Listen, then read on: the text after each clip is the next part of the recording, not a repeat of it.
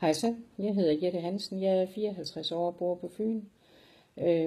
Jeg har været nede ved Michael Ærø og fået 2 behandlinger.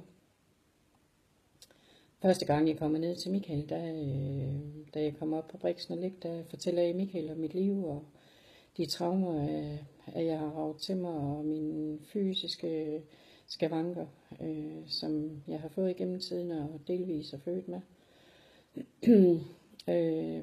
I den her pakke, der ligger der blandt andet et overgreb, som jeg fortæller Michael om.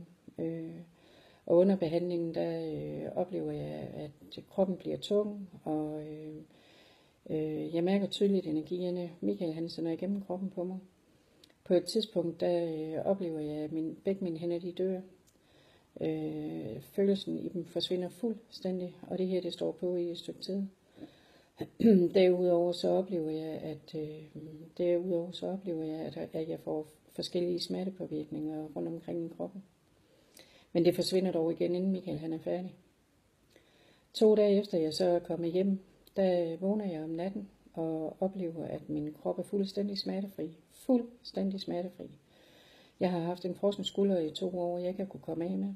Og jeg har været frygtelig smertebelastet i hele kroppen i en del år. Der går yderligere et par dage, og jeg vælger at lægge min medicin på hylden. Og mine lunger de begynder at reagere, og jeg hoster i 14 dage. Og jeg vil sige, at i dag der har jeg ingen tørre pletter i mine lunger, jeg har ikke noget slim siddende, og jeg har faktisk bedre luftvej i dag, end jeg havde, da jeg fik min medicin. Der går yderligere en uge, 1,5 uge, så får jeg 2 døgn, hvor jeg sover ekstremt meget. Og er kun lige op i meget kort tid for at spise og være på WC og få lidt at drikke, for at kravle i seng igen. Og da jeg vågner et par dage efter, og står op, der oplever jeg, at mit øje i venstre side, det har været gråsåret i en rum tid. Det oplever jeg, at jeg har fået sin grønne farve igen, og øjenlåget har rettet sig op en hel del. Om eftermiddagen, der kommer jeg i tanke om, at min svimmelhed, den er forsvundet, og jeg har haft en bedøvende fornemmelse i venstre side af hovedet, som også er væk. Og jeg tænker, at det her det kan simpelthen ikke være rigtigt, fordi på det tidspunkt her, der er der vel gået 4 uger siden, jeg har været nede ved Michael. Og da jeg så kommer ned til Michael, så fortæller jeg ham, at jeg har tabt en del centimeter omkring brystet. Og så spørger han, om hvad jeg har tabt af kilo. Så siger jeg til ham, det ved jeg faktisk ikke.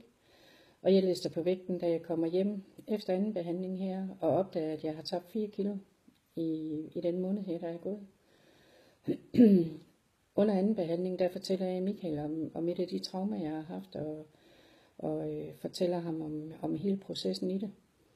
Og jeg oplever, at min arm den bliver meget smertefyldt og tung, og jeg får ondt i venstre side af hoften.